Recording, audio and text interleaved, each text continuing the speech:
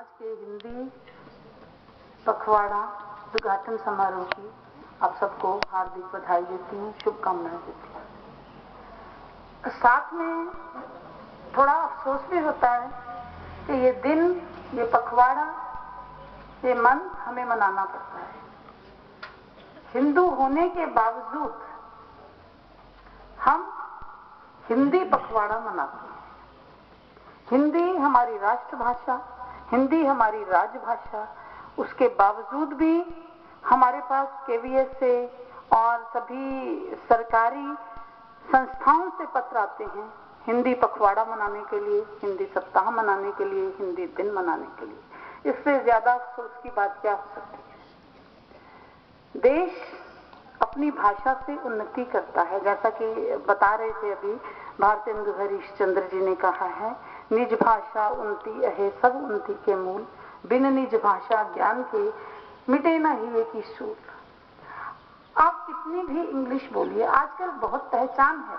अगर आप टूटी फूटी इंग्लिश भी बोलते हैं तो भी सोचते हैं कि ये बंदा बहुत लायक है, ये इंसान बहुत लायक है, ये स्टूडेंट बहुत लायक है। और एक शुद्ध हिंदी बोलने वाले को थोड़ा बैकवर्ड समझा जाता है। तो ये एक अफसोस का विषय तो है ही है, क्योंकि जितने भी हम बड़े बड़े देश देखते हैं जिन्होंने बहुत उन्नति की है, बहुत समृद्ध हैं, वो अपनी भाषा को नहीं छोड़ते। आप जापान को देख लीजिए, एक भूकंप वाला प्रदेश है जहां पे आप सबको पता होगा कि मकान भी लकड़ी के बनाते हैं, इसलिए कि भूकंप आता है और तो गिर जाते हैं, जान माल की हानि ना हो। और समुद्र से बहुत बार उसे खतरा हुआ है, कभी सुनामी आ जाती है, कभी अर्थक्वेक आते हैं, पर वो वहीं का वहीं खड़ा है। पिछले साल आपको पता होगा कि जापान में जो सुनामी आई थी, उनका जो परमाणु संयंत्र था फुकुशिमा में, वो भी समाप्त हो गया था, बिल्कुल धराशायी होने वाला था, लेकिन उन्होंने उसको भी कंट्रोल कर लिया, क्योंकि वो अपनी भाषा में ही समझते और समझाते हैं, कोई दूसरी भाषा को एक्सेप्ट ही नहीं करते। चीन ने बहुत उन्नति की, आज दुनिया की सबसे बड़ी ताकत है, सिर्फ इसलिए कि अपनी भाषा नहीं छोड़ते। यहां तक कि बहुत सारे मैगजीन्स में, बहुत सारे प्रोग्राम्स में आता है, जापानीज सीखिए, चाइनीज सीखिए, रशियन सीखिए। वो अपनी भाषाओं को हमारे देशों में पॉपुलराइज कर रहे हैं और हमारी भाषा अपने देश में ही पॉपुलर नहीं है। इसका एक अफसोस है, पर फिर भी चाहे इस पखवाड़े से जैसे भी है, हम आपको याद दिलाते रहते हैं कि हिंदी हमारी राष्ट्रभाषा है, राजभाषा है। हमें इसका प्रयोग बातचीत में ही नहीं, ऑफिशियल ऑफिस के काम में, दफ्तरों के काम में भी किया जाना चाहिए। आजकल तो 50% का 50% काम हिंदी में होता है, 50% इंग्लिश में होता है। ये शायद पखवाड़ा और ये सप्ताह मनाने का ही परिणाम होगा कि कहीं कहीं हमारे पास इंस्ट्रक्शन भी आती हैं, यहाँ तक कि हम केवीएस से भी इंस्ट्रक्शन लेते हैं कि हमें जितने भी मोहरे हैं स्कूल की, वो दुभाषीय होंगी, क्योंकि इंग्लिश तो हमारी लिंक लैंग्वेज है, इंटरनेशनल लैंग्वेज है। ठीक है, हमें जहां भी जाना है, जहां भी समझना है, इस भाषा से समझना है, अपने को लिंक करना है। लेकिन जब अपने देश में उन्नति का सवाल आता है तो यही एक हमारी भाषा है।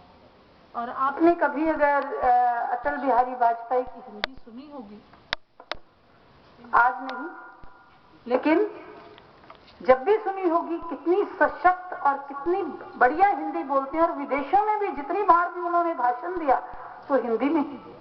इसलिए मेरी आप सबसे अपील है कि कुछ बहुत अच्छे हिंदी वक्ता आते हैं, टीवी पे भी आते हैं, ध्यान से सुना कीजिए, बहुत सशक्त हिंदी का प्रयोग करते हैं, आपकी भाषा सुधरी है। और मेरा अध्यापकों से भी ये अनुरोध है, ये न सोचें कि हिंदी बोलने से हमारे कुछ शाम में फर्क पड़ता है।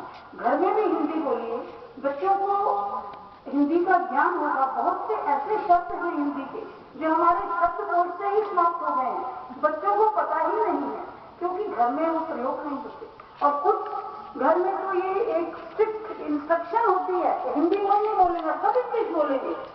रहते हिंदुस्तान में है तो हिंदू बोलने में शर्म कैसी, इसलिए आप अपनी इस हिंदी को सशक्त बनाइए। मैं आपको कुछ सुनाने जा रही हूँ, एक कविता है और आप बच्चे उस कविता को बड़े ध्यान से सुनेंगे, ठीक है? और उसके बाद उस कविता का आप शीर्षक बताएंगे, समझ गए? कविता में ही कविता का शीर्षक छिपा है।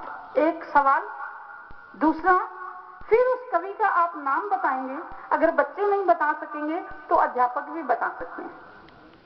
तो मैं ये आपको एक छोटी सी कविता सुना रही हूं। अंधेरी रात में दीपक जलाए कौन बैठा है, अंधेरी रात में दीपक जलाए कौन बैठा है, उठी ऐसी घटा नभ में, उठी ऐसी घटा नभ में, छिपे सब चांद और तारे, उठा तूफान वह नभ में, गए बुझ दीप भी सारे, मगर इस रात में भी लौ लगाए कौन बैठा है, अंधेरी रात में दीपक जलाए कौन बैठा है।